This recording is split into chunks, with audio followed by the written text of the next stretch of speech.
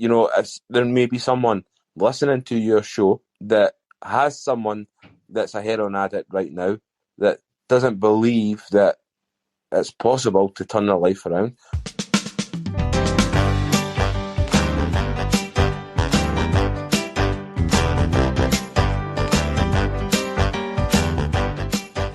Welcome to the Nouveau podcast, the podcast that models healthy communication for men, empowering them to start the journey of self-work. Now here's your host, Thomas Pierce.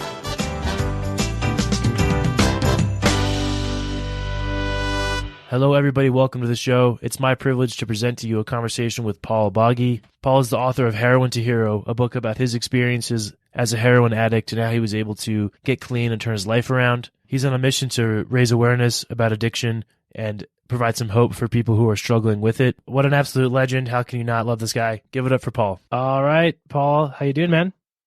Hello, Thomas. How are you? Oh, fantastic. Great to hear your voice. Yeah, you too. It's like we're best friends. All right, we made it through the technical forest, and here we go, man. Dude, thanks so much for coming on the podcast, man. I appreciate you staying up late.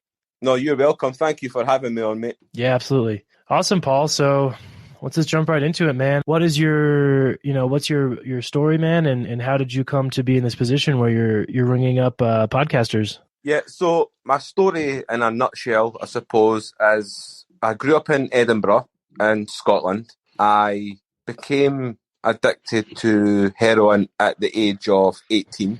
That lasted for 7 years of my life up until I was 25. I done a course about the power of the mind and how the mind works, and I applied that to my addiction. I've just passed 17 years clean of heroin. So after I got clean, I started training. I started running, lifting weights, boxing, and I got extremely fit. Then I got my life back on track. And at the ripe old age of 30, I decided to join the British Army and become a Scots Guardsman, which is, if you see the guy standing outside Buckingham Palace with the red tunic, the bearskin and the rifle, I was one of those guys. Then I was in a serious accident where I broke my back and crushed my spine. Then I was medically discharged from the army in 2015. I then had a bout of addiction due to the prescription medications that the doctor were giving me. And I became addicted, I became depressed again. And at the beginning of lockdown, I decided to finish my book, Heroin to Hero, which I'd been writing for 16 years. I decided to finish the book and publish it on Amazon, donate all the profits to homelessness in Scotland. And I think that's as much a nutshell as I can give you, Thomas, without obviously going in for hours and hours. And, there's a lot more to my story, I suppose. But in a nutshell, that's me. Amazing, man. Dude, well, congratulations on sobriety and coming out of the other side. That's no small feat. Thank you. Yeah, absolutely. Okay, so there's a lot to that.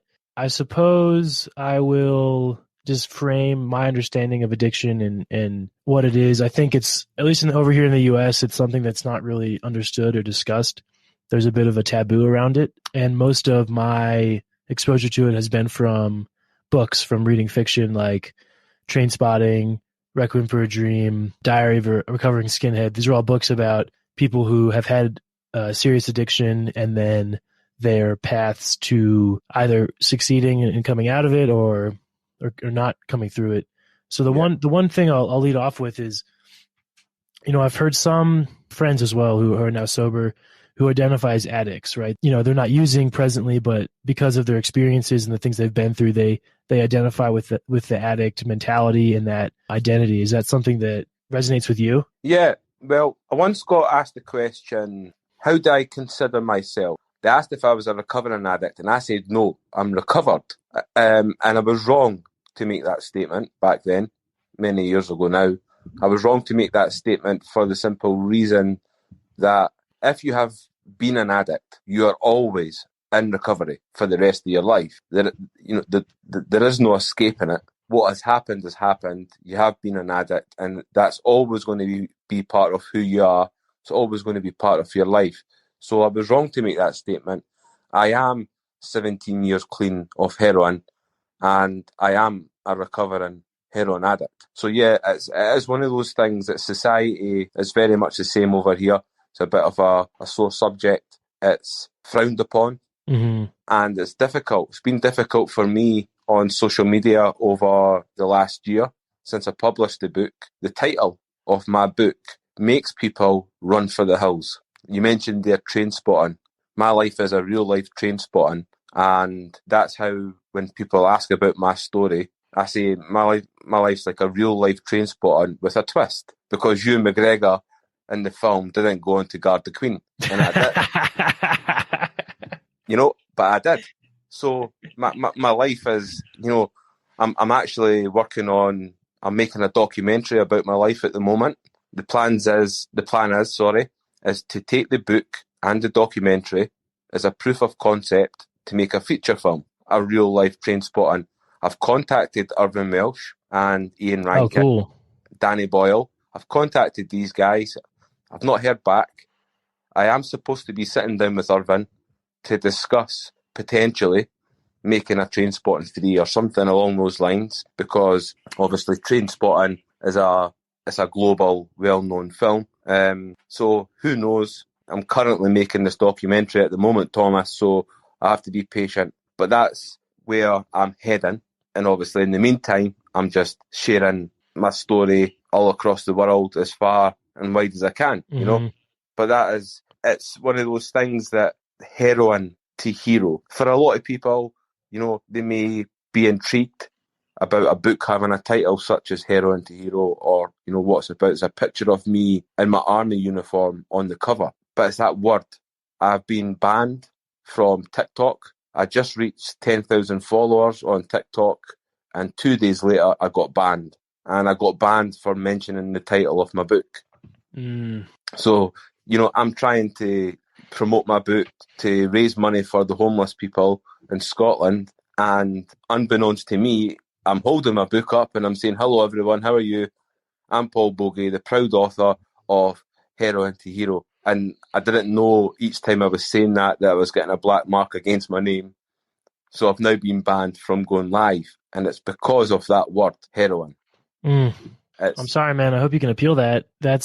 I think that's identifies kind of the root of the problem, right? Like, the reason that kids get drawn into this and are susceptible to it is because there's not a lot of education around drugs and what drugs do to people, right? Yeah, and that's the thing. Education is key now. It always has been. But for what I'm doing now and what I can see now as being part of the problem is education in schools, getting kids at a younger age, not waiting until they're dabbling with drugs. You want to be trying catching them beforehand and educate them on the dangers of drugs. I've been invited into schools all across Scotland. I was in a prison last month speaking to inmates about my book and speaking to inmates about addiction. Unfortunately for those guys that I went in to speak to, it's a little bit too late for them because they're in jail. They're looking to turn their lives around. So that's why I was invited in. I've been invited into 4 prisons now in Scotland. I'm sure more will come. But for me, it is getting into schools, getting the young kids educated with the dangers of heroin, things to look out for, and trying to explain to them the dangers of taking such drugs. Any drugs, to be fair, alcohol included. Absolutely. And one of the things that I think heroin and homelessness, or rather addiction and homelessness, have in common is that there's not a lot of understanding and it's so stigmatized. But the reality is that anyone can be in the condition of where they're close to homelessness, if they're living paycheck to paycheck or a big medical bill or a big accident. And very similar with addiction, right? So I think one of the great things we can do is to humanize it and to make it more understood and make people understand that this can happen to anyone. So if we were to go back to where you started and how you first got exposed to it, how did you first come into contact with the drugs and how did it kind of escalate? Because you were quite young, you said around 16 or 17, right? Yeah, so I was 18 when I became addicted. I was in a gang and none of us ever took heroin, but we knew about it from school. and from our parents, heroin kills. We had known people in our area that we stayed who had died from heroin use. So at the age of 18, heroin had flooded into our area, and it caught everyone off guard. Everybody started using it. And unfortunately, I chose to jump in with my friends who were all using it. And, we began using the drug all together. And then over a short period of time, we all became addicted. And then that's really when the troubles start, when you realise that you become addicted. And I remember very early on, Thomas, sort of giving up because at school and my parents had told me that heroin kills. If you're a heroin addict, you die. And when I realised that I had become a heroin addict myself, I just thought, well, that's me now. I've signed my own death warrant, effectively. I don't know when, and I don't know how, but I am a heroin addict now, and I'm going to die. And that just really was my focus. But I suppose the way that I escaped those thoughts was to take more heroin. Because when I take heroin, I don't care. I don't care about dying. I don't care about my family so much. I don't care about my life. I don't care about the way I look, what people think of me. I don't really care about anything. I just care that I've got that drug and it puts a big cloud over my mind, numbs me effectively, and heroin became my best friend. It became my go-to thing to escape my mental health problems that I was experiencing, and then things just went on a downward spiral from there. I think for me, when I sit back and I look now, homeless people and addicts, the reason that, there's a lot of homeless people on the streets in Scotland and probably in the States as well. I don't know the figures, but there's a lot of these homeless people that have become addicted to alcohol and heroin and crack and other substances. And it happens one of two ways, is for what I can see it, is that someone gets in trouble with drugs, living in the family home or living with their wife or husband. Drugs get the better of them. Everything breaks up and they end up on the streets as a result. Or you have the people who are broken families and stuff that end up on the streets, and as a way of coping, they turn to alcohol and drugs and then become addicted. And I think that's why there are so many people on the streets right now, sleeping rough, with addiction problems. Is for one of those two reasons. Of course, there may be other reasons, but from what I've experienced speaking to people, that predominantly is the reason that most people that I've spoke to are on the streets. Is there's been a breakdown in the family home because they've been addicted to drugs. They've been kicked out and they're on the street. They continue to use drugs as a coping mechanism. And then there's people that have never touched drugs in their life who, for whatever reason, end up homeless and then turn to drugs or alcohol as a coping mechanism because it does work short term. Obviously, downside, as we know, you become addicted. And then it gets really bad, Absolutely. So with the gang in your youth, did it start off as just a group of friends and then you would shake people down to get money and it escalated? Or when you started, was it a dedicated, we are a gang, this is our name, this is what we're about? How did that start? Yeah, so the gang that I was in was just a group of friends from my neighbourhood that I went to school with. Everybody knew everyone, but then when you start committing crime, and there's 20, 30, 40 young boys, various different ages, you become a gang. Drugs were never really our thing. Drugs were always on the scene from as far back as I can remember, from 5, 6 years old. I can always remember drugs being in the area and in the neighbourhood. We never really touched them so much. Cannabis and alcohol were the sort of two main drugs that people in my gang associated with. Never anything stronger or heavier than that. But it was one of those things where everybody wanted to be in the gang. If you weren't in the gang, you were going to get bullied. So you wanted to be in the gang. You wanted to be part of the group, part of being a part of that group is that you do what they do. Because if you don't, you may get outed because you're not doing what they're doing. Everybody else was doing heroin, and I wanted to be part of the gang still. So I started taking heroin, thinking I can stop whenever I want. You know, I didn't honestly believe when I was first using it that I would ever have became addicted to it.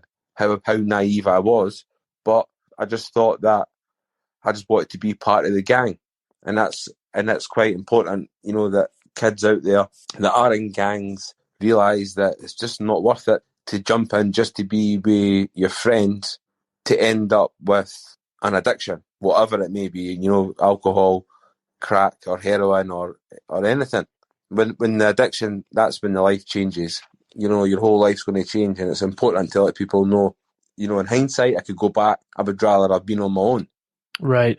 I would have rather have just sat in and played my Xbox and my PlayStation in my house with my mum and dad every night and just stayed in and stayed away from them and not became a heroin addict. But like I say, in hindsight, you know, so. Right. And I mean, for a kid, that's almost impossible to do, especially if you're social, right? And you feel that urge to connect with people. Yeah. So, but when you were a young kid, like what kind of kid were you? You know, were you social and loved to run around and play football with your buddies, or were you more quiet and reserved? Paint the picture for us. Who was the kid that walked in, you know, and started seeing the drugs at a young age? Like, what was your personality like? So when I was very young, I'm the second eldest of 4 boys. So my mum and dad had 4 boys, and everything was super competitive from very early on. My early memories are playing football, playing golf, and playing snooker. My dad was very good and accomplished at all those sports. So there was always a competitive streak. There was 3 years between us. I was never the best. I was never the best at anything. My brothers were always better than me. That was hard. It was difficult for me not to ever be the best. I was always getting overlooked when opportunities came up for sporting events and sporting clubs, that my brothers got picked and I never got picked. So I felt that pretty hard early on. I was a joker, Thomas, at school. I'm a very much a people person, and I like to have a joke and a laugh. And unfortunately, that carried on to secondary school, and that's probably why I got the grades that I did. I could have achieved so much more if I wasn't a joker, but I always enjoyed people laughing and smiling, even if it was at my expense. So I was like that as a young boy growing up, the whole way through, even into adulthood. I was always a joker and a laugher. But I think I was very much in my own head.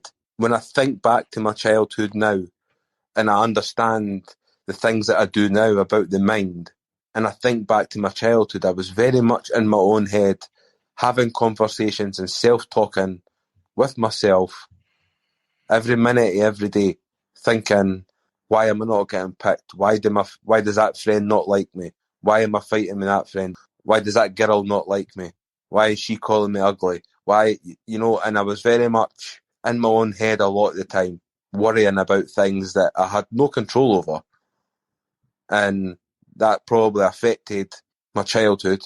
I don't know exactly, Thomas, to be honest. There will be some psychologist out there in the world that will probably have all the answers for me, and they will be able to say, Paul, you know, when I listened to the podcast that you done with Thomas and you were talking about that feeling there, that's the reason, you know, and I'm sure it will make some sense to someone along the lines, but I just feel like I was just a joker, but very mindful. Well, and thoughtful. you wanted belonging, right? You wanted to feel important and feel loved and feel valued, is what I'm hearing.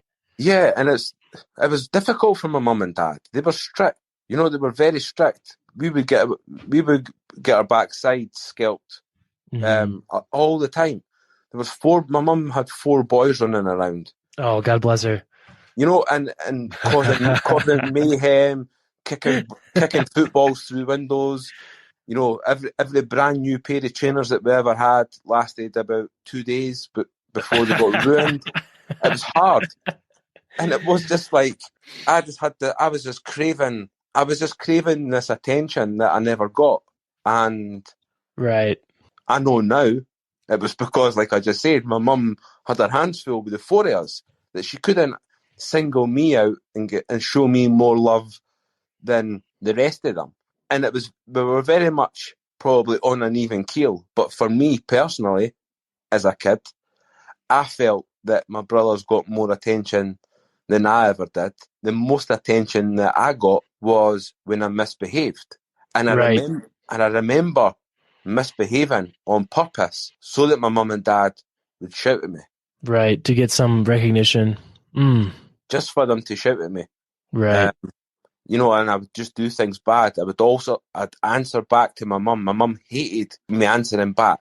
She would say, go and clean your room. And I would mumble under my breath on purpose. I didn't want to clean my room. And she would hear me. And she'd say, what did you say? And I say, nothing. She went, I heard you. And, it would be a big argument. And it was like, I used to do it all the time.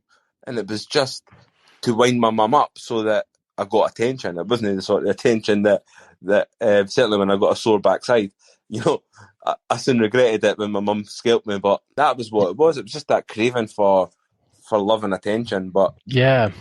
And there's people, I mean, everyone can relate to that, and I think that story is we've seen it over and over again, right?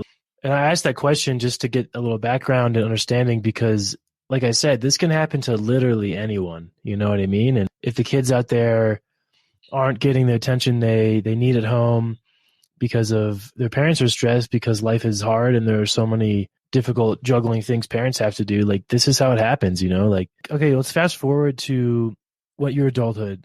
I would imagine in these moments, right, society has these divisions, right? And people different from us are misunderstood, and race, gender, sexuality, all these things. But I would imagine in that moment when you're in a drug house or with other people who are trying to get their next fix, no one cares, right? Like it's only about the drugs. It would be my guess. Is that accurate? Did you ever find yourself interacting with people that you were like, I would have never met you in my life?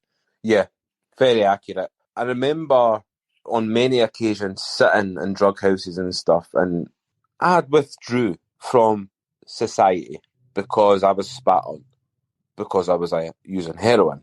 Mm-hmm. You were an outcast. I was outcasted, and I was outcasted in the community, and so was everyone else that was using heroin. So that drew us in closer, and what ended up happening was other heroin addicts that we didn't know became part of the gang, and we became a gang of heroin users. If you weren't using heroin, you weren't in the gang. And it was because we all had the same goal. When we open our eyes every morning or afternoon, we all felt the same about we need that drug to function, and we need that drug to feel better. And that comes over and above anything else that life has got going on at the moment. And that's sad. You disregard everything else, your family, friends, work colleagues, just everything that goes on the back burner until you've got your drugs. And that's a similarity. It's something that you have in common with these drug users. You've all got the same thing in common. The drug that you're taking is your friend, effectively. So we would always just source together.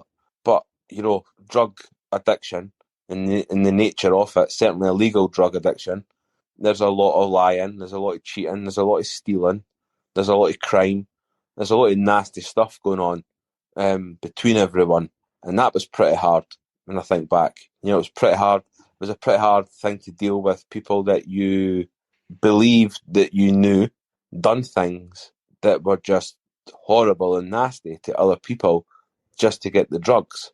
Thankfully, I never, but I remember some old friends, obviously I won't say their names, but I remember some old friends like committing some pretty horrific crimes and stuff.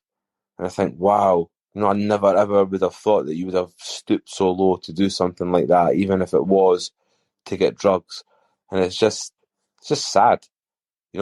I don't think these people were bad or evil. I just think that the drug, such a mind-altering drug, just took over. The addiction just took over all aspects of their life, and you don't care being a drug addict. You don't care about anything or anyone. You care about getting your drugs, including yourself.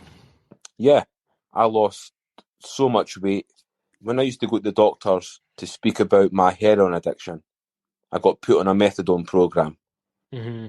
And he said to me, "Listen, Paul, I need you to do a food diary for a week or 2 weeks." He says that I'm concerned about your weight. And I said, "Can I just get a prescription? I want diazepam and I want methadone, or I'm going to go and get heroin as soon as I leave." So he said, "I'll give you a prescription, but I want you to go on the scales."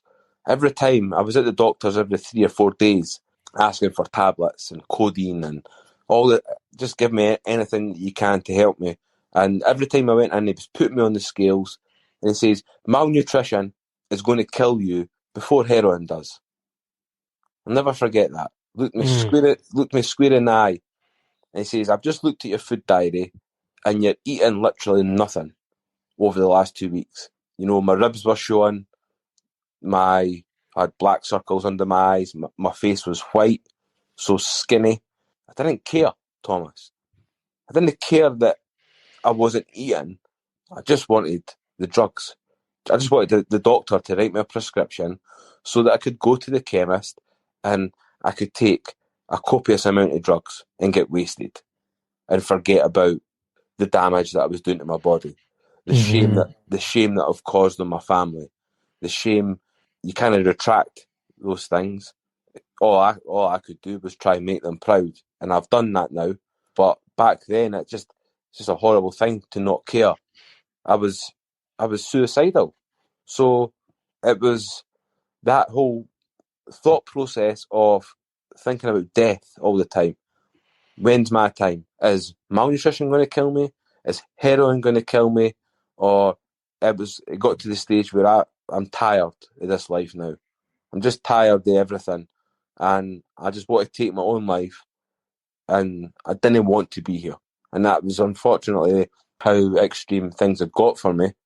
Fortunately, I am still here talking to you right now in in America. You know, Yep. so a proud author, having went I'm on. proud of you too, man. Dude, I'm so happy you made it. Thank you, mate. You know, but that back then it was just like that, and it's just Yeah. I just really feel for people that are struggling right now with addiction and can't see a light at the end of the tunnel and are contemplating suicide like what I was. And this is why I'm here.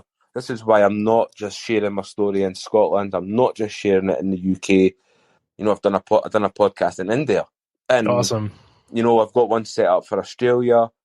You know, I've done 6, I think now, across America, because you guys over there have got just as many addiction problems as we do here in the UK. You know, there may be someone listening to your show that has someone that's a heroin addict right now that doesn't believe that it's possible to turn their life around. And they'll say, "Here, listen to Thomas's podcast with Paul. Paul's from Scotland, so you'll have to bear with his accent." But listen to what he's saying about this ability to change. And it's true.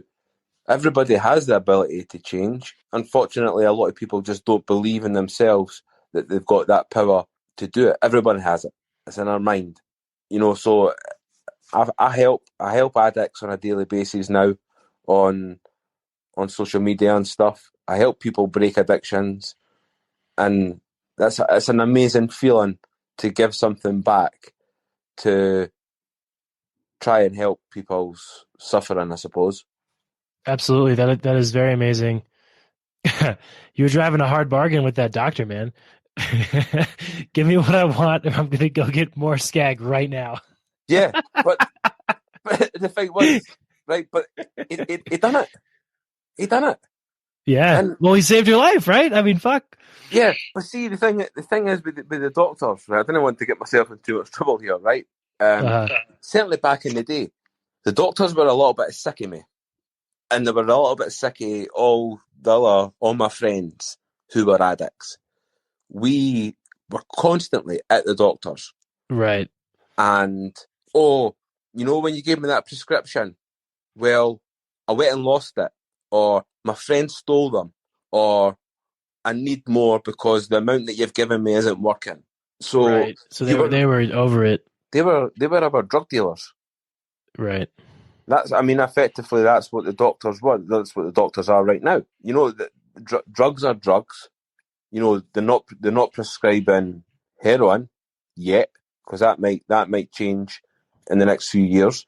Well, But opiates are just about there, right? yeah, they're looking about legalizing a lot of drugs, and they're looking about potentially putting heroin on prescription to make sure that the heroin that people are taking on the streets. I smoked brick dust before. Like actual Bricks, building bricks. building bricks. Somebody grinded it up into a powder, put it in a bag. I bought it, and I sat and smoked. I sat and smoked that. That was horrific. I bet. I remember putting it on the tin foil. I remember looking at my friend. I think that looks a bit orange. You know, it wasn't brown or white. It was orange. Both of us both of us were cold turkey at the time. We had Oh the God. sweats, the cramps, and no. we paid the money. We got the heroin. We asked What a piece of garbage who sold that to you. Yeah, and the thing was, we sat and smoked it in the house where we bought it because we were so unwell.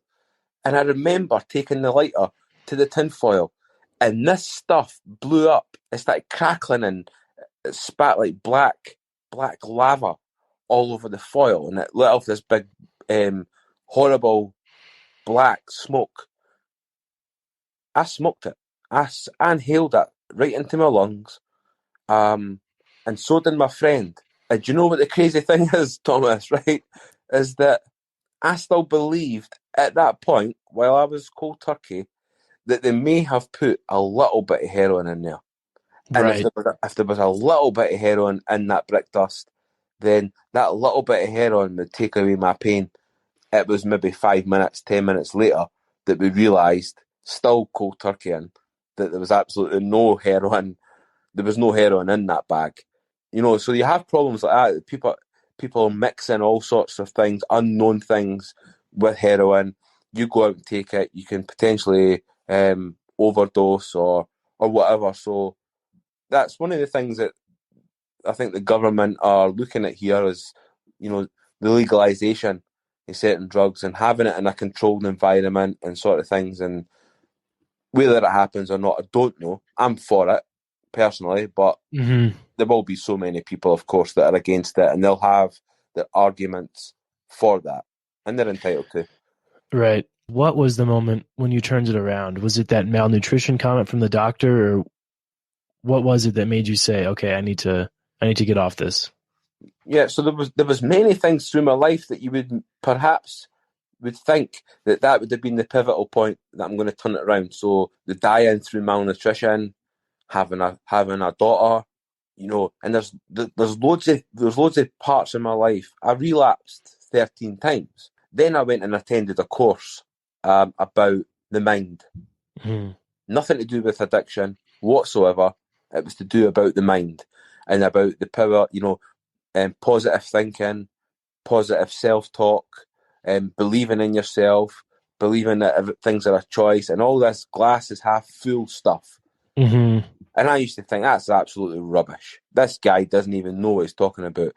I'm a heroin addict because that's my destiny and that's my choice and my bed and I lie in it. And I was always against it. I finished that course. I went back on drugs. And then 17 years ago, on the 14th of May, I woke up. Something was different. I felt something was different. All my drugs were in the house. I used to be in a routine of taking them every morning. And this morning, I remember feeling different. I went up. I put my nose on the big mirror above the fireplace. I looked straight in my eyes. Am I allowed to swear? Am I allowed to curse? Fuck yeah. Oh, right, cool. Right. It's never the same when yeah, you know, I know. Like, try to explain what happened without cursing. So I put my nose on the mirror and I looked straight in my eyes. I said, don't fucking ask for heroin ever again because you're never getting it. From that moment, my life changed. I had a future. I began to dream, and I was no longer thinking about dying. I was thinking about what I was going to do with the rest of my life. And that was amazing. Absolutely. I mean, and kudos to you for making it happen. And I just want to say, man, you know, I think you can look back and tell that kid, you know, that you have gone on and impacted people's lives in a positive way and done amazing things. Like you getting on here and telling your story, and you know, this will reach people, man, and this will help people. So I just want to say thank you and congratulations, man, on making it. And I'm so happy that you did. No, thank you, and thank you for allowing me to be on your show and helping me to share, because I believe that these podcasts are really giving me the opportunity to share my story, and both of us together, Thomas, we are playing a small part. You're giving me the platform to come on and share my story. So, you know, so you're doing an amazing thing by doing that. And then hopefully there are people that hear your podcast that can help, or they can be inspired, hopefully, you know, to go on and change their lives, and you know, that's my dream. That'll always be a dream. My dreams come true all the time. People do turn their lives around and stuff, and I want to just dedicate the rest of my life to sharing this knowledge of addiction that I have. It's important. Absolutely. And let's do this, man. We have one more coming up on time here, but we have a game we play in every episode called the Three Things game. It's a knowledge and wisdom game I think you're going to really like, but let's do this, man. I downloaded your book. I'll read your book, and we can come back and do another one and dive deeper on the story and stuff like that. Yeah, I'd love that. Okay, awesome. All right, so the Three Things game, essentially it's a game, it's a card game. What are three things you have learned about X, Y, or Z? Everything is different, every card. So the person whose birthday is closer goes next. So what month is your birthday in, Paul? So I'm June. June, okay. So you're up, man. So here's your question. What are three lessons you have learned from being on a team? 3 lessons I've learned from being on a team is you're only as strong as your weakest member. Leadership is not so much for me, and being on a team, it's better to be friends. Better to be friends than teammates? Yeah, but I think yeah. I always gotten better. The team, certainly in football and in the army and stuff, things always seem to happen a lot better when it was with my friends. I think it's maybe an element of trust in there. Totally, that makes sense. I like that. And you are a leader. Come off it. What are you talking about? You're doing a world tour, changing people's lives. You know, it's I suppose I do have to be a leader in some aspects and stuff, but I think certainly football, when I played football and in the army and stuff, I was always quite good at taking orders, Thomas, you know, even for the younger guys.